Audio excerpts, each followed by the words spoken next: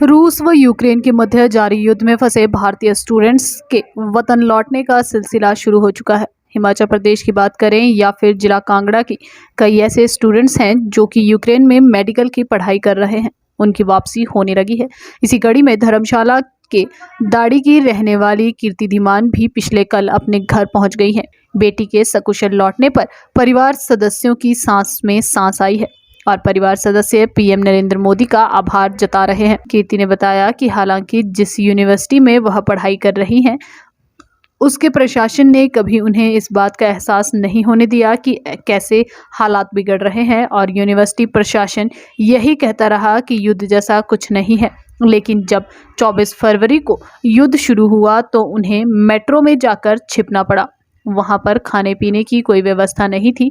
इसी बीच कीर्ति व उनके साथी स्टूडेंट्स अपने जोखिम पर फ्लैट में जाकर खाना पकाकर लाते थे और ज़्यादा बना लेते थे, जिससे कि ज़्यादा समय उनका निकल सके। कीर्ति जब वह वापस आई तो यूक्रेन फैमिली ने उसका साथ दिया। मेट्रो से रेलवे स्टेशन तक यूक्रेन के फैमिली के एक सदस्य ने अपनी जान को जोखिम में डालकर उन्हें पहुंचाया। उसके बाद सिलसिला चलता गया और भारतीय दूतावास के अधिकारियों की मदद से उनकी वापसी संभव हो पाई। ब्यूरो रिपोर्ट, धर्मशाला। मेरा नाम कीर्ति धीमान है और मैं धर्मशाला हिमाचल प्रदेश से हूँ। इस टाइम वहाँ के हालात बहुत नाजुक हैं। वहाँ पर बहुत बमबारी हो रही है, शेलिंग हो रही है, सिविलियंस पर अटैक हो रहे हैं और हमें खुद को बचाने के लिए मेट्रो स्टेशन में छुपना पड़ता था। लेकिन जाना ही पड़ता था क्योंकि फ़्लैट में हमारा सामान था खाने पीने का और वहाँ मेट्रो में कोई इंतज़ाम नहीं था, तो हमें जाना पड़ता था। तो हम अपने रिस्क पे जाते थे। कभी भी कुछ भी हो सकता था, वहाँ पे बॉम्बिंग हो सकती थी, कुछ भी हो सकता था। तो इस तरह से हम लोग अपना वहाँ पे टाइम गुजार रहे थे। कितने दिनों तक जो है आप मेट्रो में फंसे रहे और कौन से शहर में जो थे आप रह रहे थे?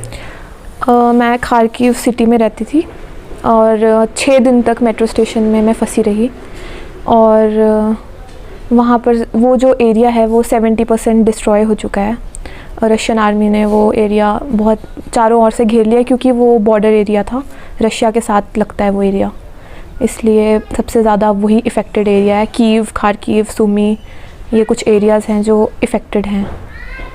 तो कीर्ति, आप यूक्रेन में जैसे खारकीव शहर में रहती थी तो क्या करती थी वहाँ? मैं वहाँ पर MBBS की पढ़ाई कर रही थी और सब कुछ अच्छा चल रहा था और 24 फेब 5:08 AM पे फर्स्ट बॉम्बिंग सुनाई दी और सायरन्स अचानक से बजने लग गए। तो उस दिन से इस वॉर की शुरुआत हुई थी। रशिया ने जब फाइनली अटैक कर दिया बॉर्डर्स पे और बॉर्डर्स की आवाज़ हमारे सिटी तक सुनाई देती थी जी। तो जैसा कि आप बता रहे हैं कि लड़ाई शुरू होगी, तो क्या इससे पहले एडवाइजरी सरकार की ओर से लगातार जारी की जा रही थी कि जो लोग क्योंकि रशिया में और यूक्रेन में हालात जो है वो ठीक नहीं थे, इसको लेके पहले से एडवाइजरी जारी हो रही थी कि क्या वजह मानते हैं कि वहाँ से जो स्टूडेंट हैं वो वापस नहीं लौट रहे थे? बात ये है कि 16 फेब को फर्स्ट एडवाइजरी आई थी। वो भी एडवाइजरी थी, ऐसा कोई कंपल्शन नहीं था।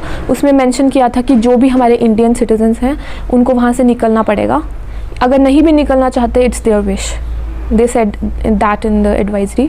फिर 20 फेब को फिर से एक एडवाइजरी जारी की गई थी, उसमें भी यही मेंशन किया था all students are required to leave the country.